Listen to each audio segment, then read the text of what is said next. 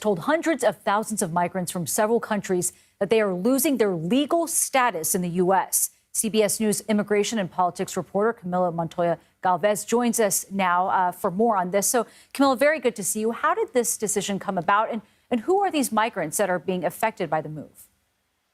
Hi, Nancy. Well, this action by the Trump administration stems from a Supreme Court ruling back in May that allowed the Department of Homeland Security to follow through on an action to terminate a Biden-era program that allowed 500,000 migrants from Cuba, Haiti, Nicaragua, and Venezuela to come here legally under the Biden administration. At the time, officials said that this policy was designed to dissuade and deter migrants from crossing the U.S.-Mexico border illegally by offering them a legal mechanism to come here to the U.S.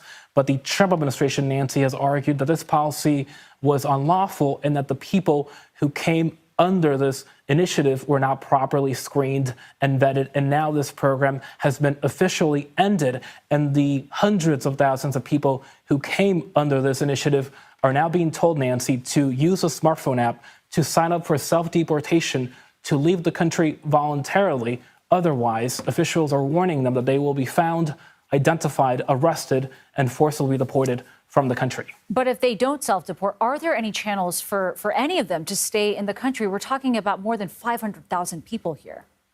It's a huge population of migrants, Nancy. That is completely right. And yes, some of the migrants who came under this policy may be able to stay here legally under other programs. For example, migrants can request asylum and receive asylum if they fled political persecution or persecution because of their religion, race, nationality, or other certain grounds protected under U.S. asylum law.